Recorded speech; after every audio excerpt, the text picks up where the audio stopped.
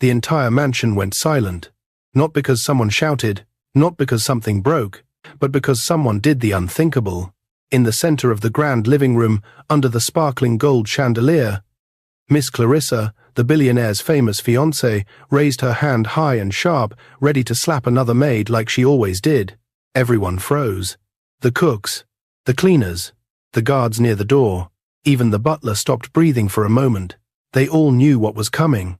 Clarissa always slapped someone when she was angry, and today she was very angry. But something strange happened. A hand caught her wrist, not softly, not fearfully, but firmly, like a small tree refusing to bend in a storm. It was the new maid Amaka, a quiet girl, a girl who came only 2 days ago, a girl nobody expected to even lift her eyes, talk less of holding the billionaire fiancé's hand in front of everyone. But here she was, holding Clarissa's raised hand, refusing to let it fall. Every worker gasped. What do you think you're doing?" Clarissa shouted, shocked and shaking in disbelief. But Amaka didn't let go. Her hand stayed strong. Her eyes stayed calm. And then, unknown to everyone, the billionaire himself, Mr. Chika Anderson, stood just outside the hallway, returning from the bathroom. He stopped walking. He heard the noise. He turned his head slowly. Then he saw it. His fiancée, trying to slap a maid. And the maid stopping her. Chika didn't move. He didn't speak. He just watched his heart beating faster because something inside him finally woke up. And the next words Clarissa shouted shook the entire house. "Let go of me, I said let go now." But Amaka's grip did not move. That moment, that single moment, would change everything. And then, a loud gasp echoed through the room, because something even more shocking happened next. Clarissa tried to pull her hand away, but she couldn't. Her face turned red. Her eyes widened. She struggled harder. Still, nothing. Everyone stared at the new maid in disbelief. And from the hallway, Chika whispered to himself, What kind of woman have I been planning to marry?" And just as he stepped forward, someone else walked in behind him. Someone who wasn't supposed to be there. But before we get to who it was, we must go back to the very beginning, because everything that happened in that living room started long before this moment. Long before Amaka ever stepped into the mansion. The story began 3 weeks earlier. Everyone in Lagos knew about Chika Anderson, the young billionaire who owned Anderson Tech.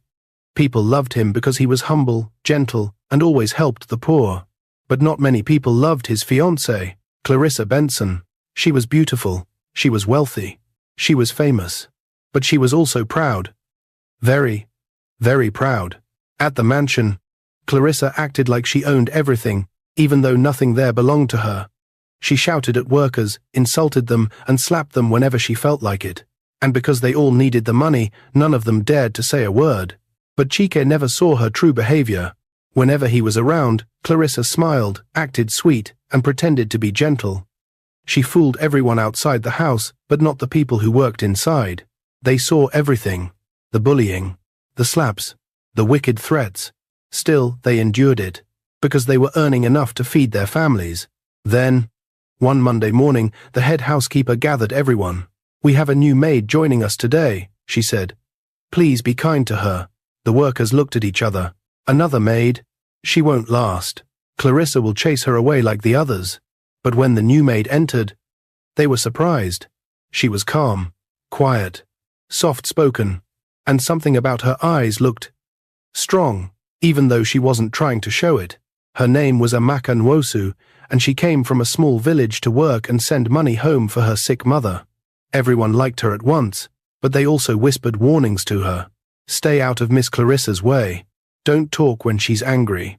If she wants to slap you, just accept it. Amaka only nodded politely, but deep inside her, she knew she wouldn't allow anyone to treat her like a rag. Still, she stayed quiet. She worked hard. She avoided trouble, until the 3rd day, when everything changed. It started with something simple. Clarissa misplaced her diamond bracelet and began shouting at everyone. "Who touched my things? Who?" Workers scattered like scared birds. She stormed into the living room, screaming at the maids. She pushed one. She hit another on the shoulder. She insulted everyone. "Useless people, all of you. Then her eyes landed on Amaka. "You new girl, come here." Amaka stepped forward slowly. "Did you touch my bracelet?" Clarissa shouted in her face. "No, Ma," Amaka said softly. Clarissa's face twisted in anger. "You dare talk back to me?" Before anyone could blink, Clarissa raised her hand to slap her. Everyone looked away, too scared to watch. But when the slap came down, it didn't land. Because Amaka's hand shot up and caught it. Firm, steady, unshaking. That was the moment the entire mansion froze. As Clarissa struggled to free her wrist, shocked and embarrassed, something happened behind them all. The person who walked in behind Chike, the one who witnessed everything, said loudly, "So this is how you treat people?" Everyone turned. Clarissa's face dropped. Chike's heart stopped. Because the voice belonged to someone who had the power to expose everything, and that person was the last person Clarissa ever wanted to see. The room froze. Clarissa's hand was still trapped inside Amaka's firm grip, and her eyes widened as she turned toward the doorway. Standing beside Chike, with arms folded, eyebrows raised, was Mama Tise, the woman who trained Clarissa when she was younger. People said Mama Tise was the only person Clarissa feared, not because she was wicked, no, but because Mama Tise always told her the truth without fear, even when Clarissa hated hearing it. "Mama Tise?" Clarissa stuttered, her voice suddenly small. But Mama Tise didn't smile. She didn't blink. She just looked at Clarissa, then at Amaka, then back at Clarissa again. "So this is who you have become?" Mama Tise said quietly. Her voice was soft, but it felt like thunder rolling through the room. The workers bowed their heads. Even Chike looked shocked. Clarissa finally yanked her hand free and stepped back, trying to regain her pride. This girl grabbed me first," she shouted, pointing at Amaka. But Mama Tise shook her head slowly. "I saw everything," she said. "And so did he." She tilted her head toward Chike. Clarissa's heart dropped like a stone. Chike's eyes were cold, colder than anyone had ever seen. But he didn't speak yet. He simply stood there, looking at the woman he thought he would marry, the woman he thought he knew. "You promised me you had changed," Mama Tise said. "You promised me you were working on your attitude." Clarissa swallowed hard. I am," she said quickly. "Mama, you know I'm trying." But Mama Tise lifted a hand to silence her. "Trying? By slapping workers? By insulting everyone? By embarrassing yourself in front of your future husband?" The workers lowered their eyes again. Some felt pity for Clarissa. Others felt she finally deserved this moment. Amaka quietly stepped away, hands folded, eyes down. She didn't want trouble, she only wanted respect. But Clarissa wasn't done. She pointed at Amaka again.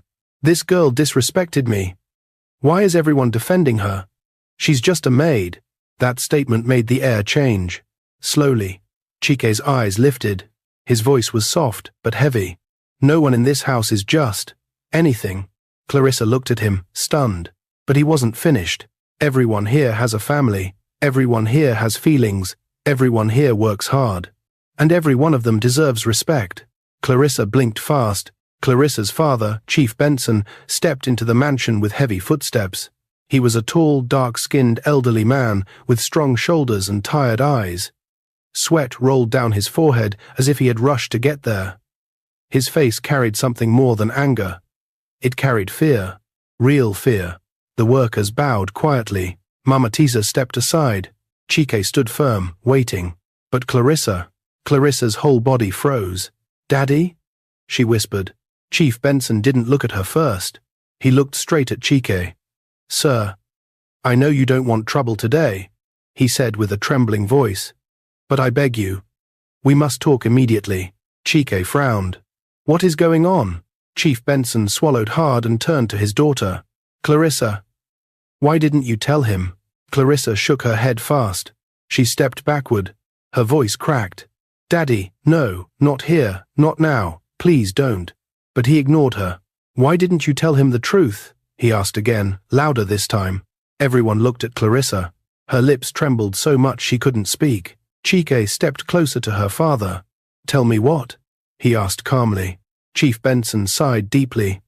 The kind of sigh a man gives when he is tired of hiding. "It's about her past, sir," he said. Clarissa covered her mouth. "No, Daddy, please." But the words were already rising in his throat. Words that could destroy everything she had built. Words she had spent years hiding from the world. The workers held their breath. Amaka felt her heart beating faster. Mama Tise folded her arms tightly. Chike's stare went cold. "Chief Benson," he said slowly. "I am listening." Clarissa rushed toward her father and grabbed his arm with shaking hands. "Daddy, stop. You promised you would never say anything." Chief Benson's face twisted with sadness. "I only promised because I thought you had changed," he said. "But now I see. You are hurting people again." Clarissa broke down. "Daddy, please, if you tell him, everything will be ruined." Chief Benson gently removed her hands from his arm. Then he faced Chike again. "My daughter is not the woman you think she is," Clarissa screamed. "Stop, please." But the truth had already escaped her father's lips. Chief Benson wiped his forehead and continued. "Sir, years ago, before she met you, Clarissa caused a terrible problem in our town." The workers exchanged looks. Chike narrowed his eyes. "What kind of problem?" Chief Benson swallowed again. "There was a young girl who worked for us, just like this maid here." He pointed weakly toward Amaka. Clarissa shut her eyes tightly and shook her head over and over. "Daddy, don't, Daddy, please, I'm begging." But he went on. "One day, my daughter accused the girl of stealing her jewelry. Just like today," she shouted. "She slapped her. She punished her in front of everyone." Chike's heart dropped. The workers murmured. Mama Tise closed her eyes. But that wasn't the end. Chief Benson's voice cracked as he continued. "But sir, the girl didn't survive it." The room went dead silent. Clarissa gasped for air, like she had been stabbed. No, Daddy, you said we should never talk about it." Amaka stepped forward without meaning to. "You mean the girl died?" Chief Benson nodded slowly, tears gathering in his eyes. "She collapsed while trying to run away from Clarissa's beating. We rushed her to the hospital, but she didn't make it." Chike's body stiffened. He stared at Clarissa in total disbelief. "Is this true?" he whispered. Clarissa opened her mouth to speak, but her voice was gone. Her knees buckled. Mama Tise looked at her with pain in her eyes. "Clarissa, is this why you fear being corrected?" Clarissa finally screamed. "I was only 17. I didn't mean to hurt her." But her father shook his head. "You may not have meant to kill her, but you meant to hurt her. You meant to shame her. You meant to make her feel small." Clarissa fell to her knees on the marble floor. Tears streamed down her face. "I didn't know she would fall. I didn't know she would hit her head. I didn't know." The workers stood frozen. Some covered their mouths. Some turned their faces away. Amaka felt her eyes burn with tears too. But Chike stood like a statue, staring at the woman he had once loved, the woman he had planned to marry, the woman he thought was kind. "How could you hide this from me?" he asked, his voice shaking. Clarissa sobbed. "I was scared. If I told you, you would leave me." Chike's hands clenched. "You should have told me," he said. "Instead, you kept hurting more people." Clarissa crawled to him, grabbing the hem of his shirt. "Chike, I love you. Please forgive me. I'm different now." But her words echoed through a room filled with witnesses who knew she wasn't different. Not yet. Not truly. Chike stepped back from her touch. "I need time to think," he said. But before he could turn away, Chief Benson suddenly placed a shaking hand on Chike's shoulder. "There is one more thing you must know." Chike turned sharply. "What thing?" The workers looked at each other in fear. Even Mama Tise lifted her head, sensing danger. Clarissa shook violently. "No, Daddy. Please, I'm begging you. Don't say it." Her father sighed deeply, tears falling now. "Chike, the girl who died, her family never forgave us." Chike frowned. "And?" Chief Benson's voice dropped to a whisper. "They sent someone to this city last week. Someone who said they will not rest until Clarissa pays for what happened." Clarissa froze. "What? What do you mean?" Chief Benson's next words sent a cold shiver through everyone's spine. "Clarissa, someone is looking for you." Chike's heart pounded. "Who?" he asked. Chief Benson looked at him with trembling eyes and whispered, "A brother, the dead girl's older brother, and he is somewhere in Lagos. Right now." Clarissa let out a terrified scream. The workers gasped. Chike's eyes widened. And just then, a loud knock thundered on the mansion gate. Boom! Boom! Boom. Everyone froze. Because the kind of knock they heard was not a normal knock. It sounded like someone demanding to be let in. Someone filled with anger. Someone who had finally arrived. The guard ran in, shaking. "Sir, someone is at the gate." Chike asked quickly. "Who is it?" The guard swallowed hard. He says he is here for Clarissa, and he is refusing to leave." Clarissa collapsed on the floor, crying loudly. "No, no, no, Daddy, he found me. He found me." The entire mansion stood frozen as the guard whispered, "He says his name is Samuel Okoro, and he wants justice." The room went dark with tension. Because the past Clarissa had buried had finally come knocking. Clarissa curled into herself on the marble floor, shaking uncontrollably. Her father stood frozen, his face pale and sweaty. Mama Tisa's lips pressed together in a worried line. Amaka felt goosebumps rise all over her arms. And Chike stood still, but his heart beat so loud he could feel it in his neck. The guard at the door swallowed hard. "Sir, he refuses to leave. He said he's waited long enough." Chike looked at Clarissa, who was crying into her palms. "This is because of what you did," Chike said softly. Not with anger, not with hatred, but with deep disappointment. Clarissa crawled toward him again. "Chike, please, please don't let him hurt me. You're the only person who can save me." Chike closed his eyes. He wished he could say she was lying. He wished he could say she was being dramatic. He wished he could say she didn't deserve to face her past. But the truth was too heavy. Another loud bang shook the house. Boom. The guard peeked outside again, then quickly slammed the door. He is very angry, sir. He says he must see Clarissa now." Clarissa screamed. "No! Chike, don't let him in. He will kill me. Please." But Chike didn't speak yet. Instead, he walked slowly toward the window and parted the curtains. Outside, a man stood at the gate. He was tall, strong shoulders, hard eyes. His clothes were dusty from travel, and in his right hand, he held a folded photo, a photo of his sister, her face soft, her smile bright, her life stolen too early. The man's jaw was tight as he shouted again, "Open this gate. I am here for Clarissa." The workers inside trembled. Amaka felt her heart twist. She didn't know what the right side was anymore. She only knew that something terrible was about to happen. Chike stepped forward. "Let him in." The whole room gasped. Clarissa screamed in terror and grabbed Chike's trousers. "No, please, Chike. He will kill me. I know him. He hates me. Don't let him in." But Chike gently removed her hands. "He deserves to speak his truth," he said. "And you must finally face what happened." Clarissa's tears fell harder. Her voice cracked. "Chike, I'm begging, if you love me." Chike shook his head. "That's the problem, Clarissa. I loved a woman who never showed me who she truly was." Clarissa fell back, chest heaving with sobs. Mama Tisa rested a hand on Chike's shoulder.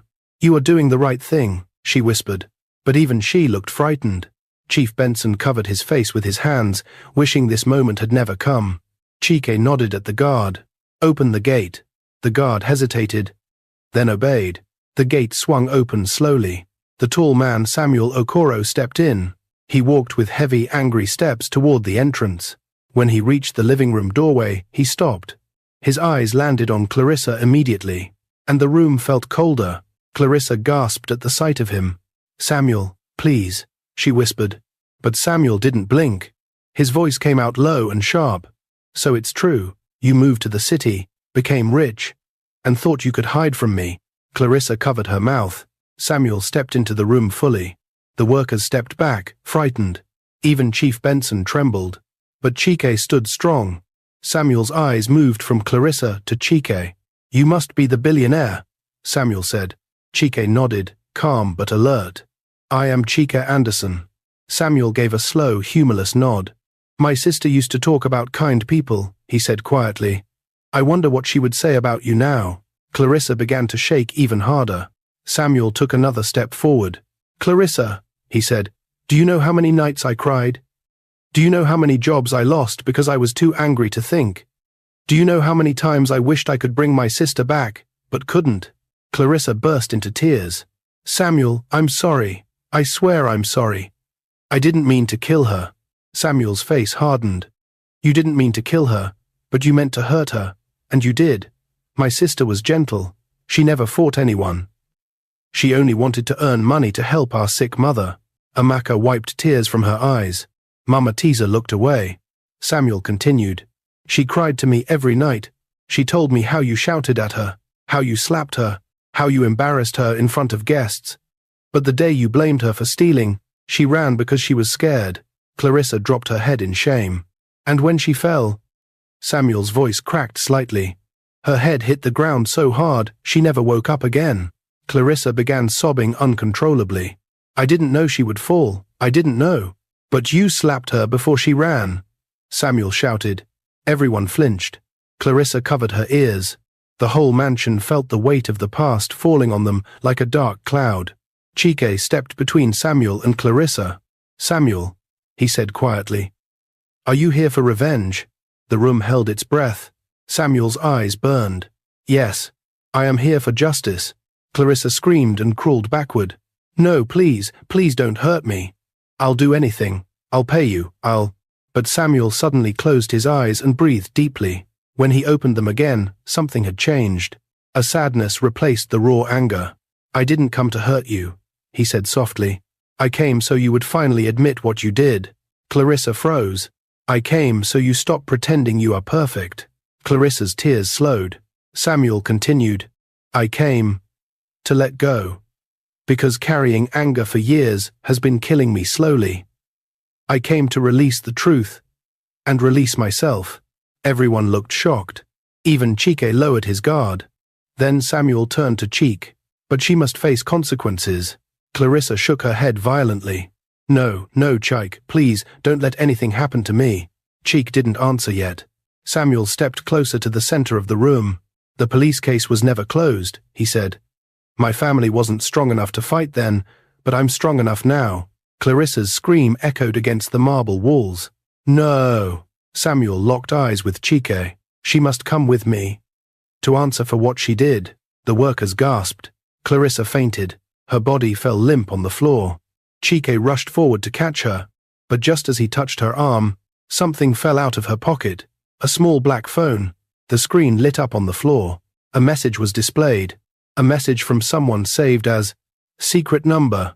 But the message itself was the real shock. Chike's eyes widened, because the text read, Is he suspecting anything yet?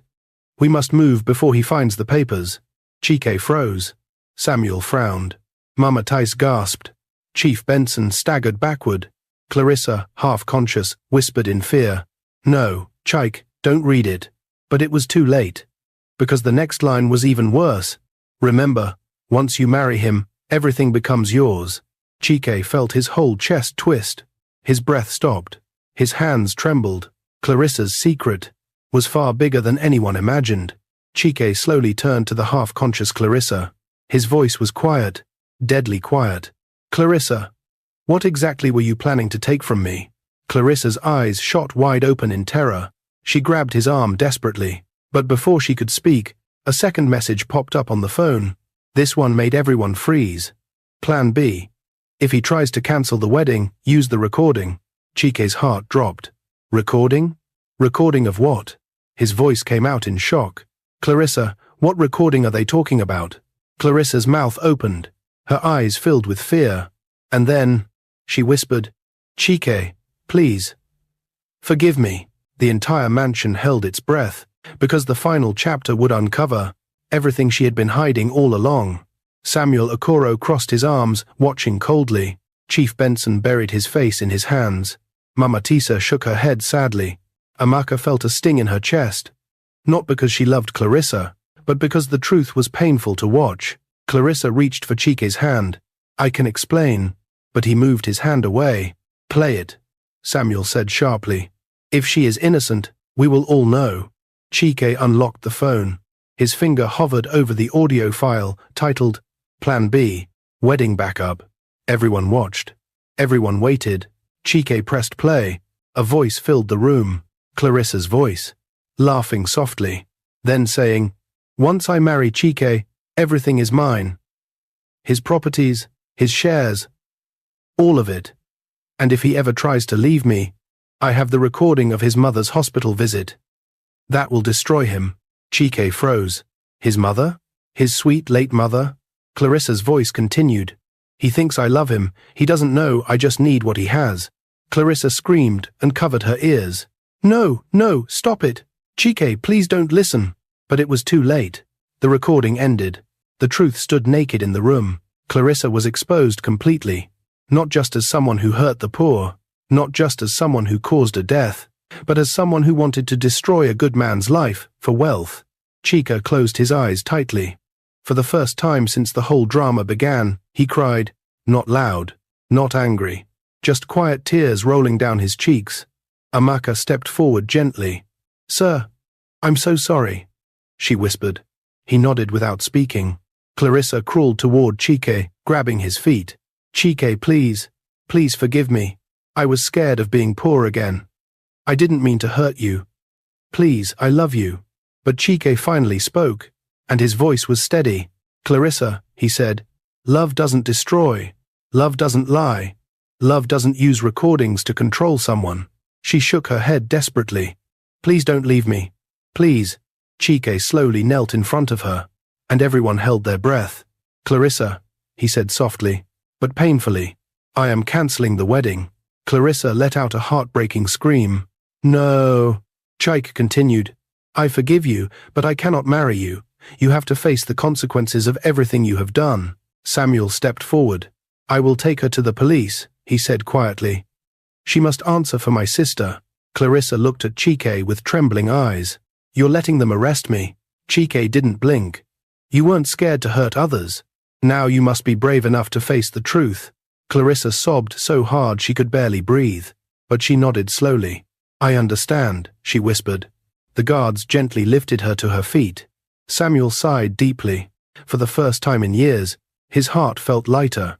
As Clarissa was taken outside, she looked back at Chike one last time. I really did love you, she whispered with cracked lips. Chike nodded sadly. And I wish you had shown that love through kindness, not control. Then the doors closed behind her. A heavy silence filled the room. Chief Benson wiped his eyes.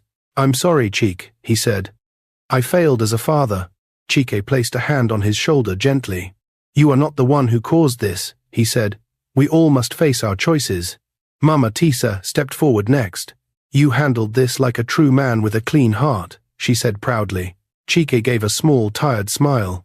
Then his eyes drifted toward Amaka, the girl who had unknowingly changed everything, the girl who stood firm when everyone else bowed in fear, the girl who held Clarissa's hand, not to fight, but to stop the fight. He walked toward her. Amaka, he said softly, you saved this household today. Amaka shook her head. No, sir, I only did what was right. Chike smiled warmly. That, he said, is why you made a difference. The workers nodded in agreement. Some even clapped. For the first time in a very long time, the mansion felt alive. There was peace. There was relief. There was hope. Over the next few hours, the police came. Clarissa gave her statement. Samuel finally got justice for his sister. Chief Benson promised to rebuild his life honestly. Mama Tisa prayed for everyone. And Chike stood outside the mansion, breathing the evening air. He felt free. He felt lighter. And he felt grateful. When Amaka walked past him, he stopped her gently. You know, he said, you remind me of someone my mother used to describe. Amaka blinked. Who, sir? Chike smiled softly. She always said, a good person is not the one who never makes noise, but the one who stands for the truth, even when their voice shakes. Amaka blushed and looked away shyly. Chike continued, you helped me see the truth today. And because of you, I can start again. The wind blew gently. The mansion felt peaceful. And as the sun set, Chike said one final line, a line that ended everything beautifully. Thank you, Amaka. You made a difference. Just by being brave. Amaka smiled a soft, honest smile. And for the first time, everything ended well. Everything ended with truth. Everything ended with peace. Please like this video and subscribe to our channel for more videos.